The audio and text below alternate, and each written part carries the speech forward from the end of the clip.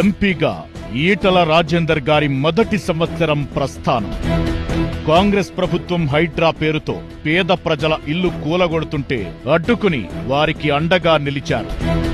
మూసీ ప్రక్షాళన పేరుతో పేద ప్రజల ఇళ్లు స్వాధీనం చేసుకుంటామని రేవంత్ ప్రభుత్వం దౌర్జన్యానికి దిగితే పేద ప్రజలందరికీ బాసటగా నిలిచారు. ధర్మరక్షకుడిగా సనాతన ధర్మాన్ని కాపాడేందుకు ముందున్నారు. హిందూ దేవాలయాల మీద ముష్కరుల దాడులను ఖండించారు. రైతులను అరిగోస పెడుతున్న వారిని కన్నీళ్లు పెట్టిస్తున్న ప్రభుత్వానికి ఎదురెళ్లి రైతన్నలకు అండగా నిలిచారు. అగ్నిశకమై రియల్ ఎస్టేట్ మాఫియా గుండాల భరతం పట్టాడు. ఆర్యూబీ ఆర్ఓబీల నిర్మాణం కోసం అనుక్షణం సమీక్షిస్తున్నారు. రైల్వే శాఖకు సంబంధించి కేంద్ర మంత్రులతో అనేక చర్చలు జరుపుతూ శాశ్వత పరిష్కారం దిశగా అడుగులు వేస్తున్నారు.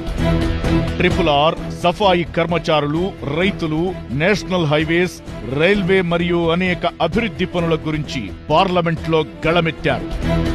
అన్నా అంటే నేనున్నా అంటూ మా మల్కాజ్గిరి పార్లమెంటు నియోజకవర్గ ప్రజల కష్టసుఖాల్లో తోడుంటున్న ఈటల రాజేందర్ గారిని ఎంపీగా గెలిపించుకుని గర్వపడుతున్నామని ప్రజలు మాట్లాడుకోవడం ప్రజాస్వామ్య విలువలను పెంచింది.